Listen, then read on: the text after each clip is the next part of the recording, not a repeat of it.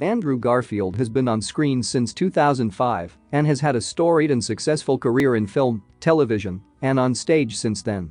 After receiving widespread critical acclaim for his role in the 2010s The Social Network, he went on to become one of the most recognizable actors working today with his appearance in The Amazing Spider-Man and The Amazing Spider-Man 2. The earnest and versatile actor later shifted his focus to independent films that made him well known in the critics' circles. His stunning performances have earned him Oscar nods and a BAFTA award. Here are 10 things you probably didn't know about Andrew Garfield.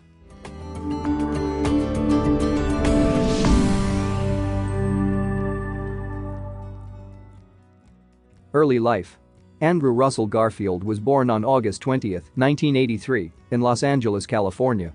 When he was 3 years old, his family relocated to the UK and stayed there until he was an adult. He had originally intended to study business but became interested in acting at the age of 16. Garfield attended Priory Preparatory School in Banstead and later City of London Freeman's School in Ashtiad before training at the Central School of Speech and Drama at the University of London, from which he graduated in 2004. He also joined a small youth theatre workshop group in Epsom and began working primarily in stage acting. His first job was at a Starbucks. In North London, and he got fired after being found sitting in the stockroom too often.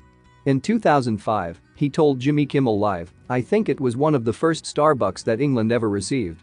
I had this very idealized image of what that would be. It arrived in London and I thought, well, that's the John Hughes movie I've been waiting to live within, with multiple girls reading literature with black-brimmed glasses, and I'm gonna be the barista that woos them all and wins them all," where they realize after a period of months that in fact, the skinny guy is the guy to go with. Garfield said that he actually really liked working at Starbucks. But then he was transferred to another location in Hendon, which was attached to the Sainsbury's supermarket. He said that the constant beeping from the registers at Sainsbury's was awful and he didn't get much business at Starbucks because English people hadn't caught on to coffee in the early 2000s. In a 2021 video for Netflix Film Club, the actor said that he was relieved when he was fired from the job. His first ever on-camera acting. His first ever on-camera acting role was in a Doritos commercial that was filmed in Spain. In the commercial, he played air guitar with a Doritos chip as his pick. During a 2014 interview on Live with Kelly and Michael, Garfield said, "It was great fun. It was my first ever time on camera and I thought, I've made it." In a 2022 interview with The Believer, Garfield looked back at the moment and said that he earned maybe £2,200 for 2 days of work. One of his most terrifying experiences on set was singing live.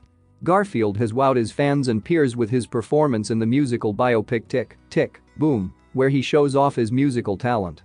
However, he said the experience was terrifying. Some of it was live. Some of it was pre-recorded, and there were a couple of songs that we really wanted to make sure we got live because they were improvised or they were supposed to be found. And that was fucking terrifying and daunting, but ultimately the most satisfying. The laptop scene in The Social Network was exhausting for him.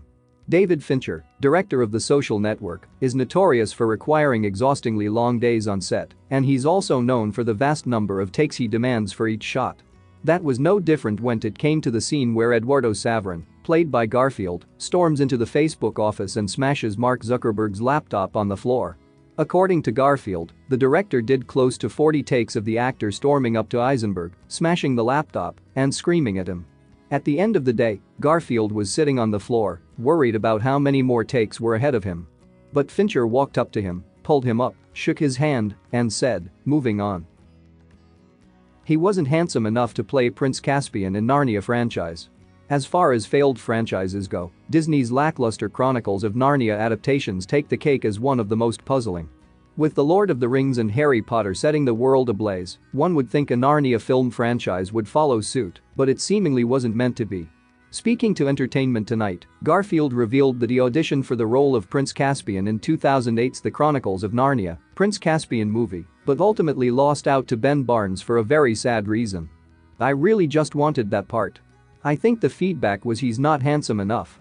What can you do? Hey, I'm not handsome enough for Prince Caspian." Garfield was clearly fit for other roles though. Eventually, the actor carved his own niche in the entertainment industry with critically acclaimed films as well as box office hits. He studied spiders to prepare to play Spider-Man.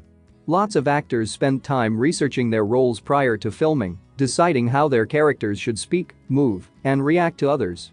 In his preparation for Spider-Man, however, Garfield took his research to the extreme.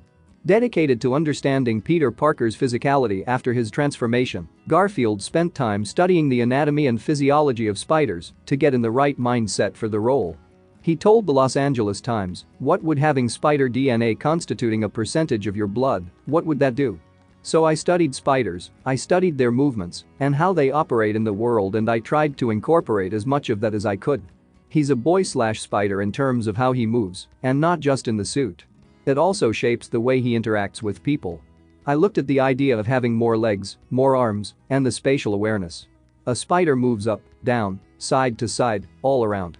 He's not linear, and with the knowledge of that spatial awareness and the fact that he can be here and then over there incredibly fast. The stillness of a spider and the lightness, I found all of that very interesting to explore as well. He took home Spider-Man costume. Andrew Garfield was not allowed to take his Spider-Man outfit home after filming The Amazing Spider-Man 2. However, rules did not stop the English actor from keeping a prop. He coyly confessed to Scott Mills on Radio 1, "I may have stolen one, and it may be in my luggage, it may be in my hotel room luggage. It may even be in my backpack in the car. There are about 23, 24, 25. I don't know, there are a lot of them, because they are all in different states of duress and distress." He thinks watching himself makes him a worse actor. Garfield has been in a plethora of movies in his career, but when it comes to sitting down and watching any of them, he does his best to not make that happen. He told The Hollywood Reporter that he's only seen The Social Network, confessing, "They made me watch that one." His reason for avoiding his own work stems from his belief that watching anything he does would effectively take away from any future performances. "I don't want to be aware of what I'm doing. As soon as I am, I'm less open." To better explain his position, he looked down at his hand, making movements that appeared wooden. After he looked away, his hand returned to its normal movement. "My hand is just doing that. I just want to be open fully to the story and what that subjective moment is." He won't join social media.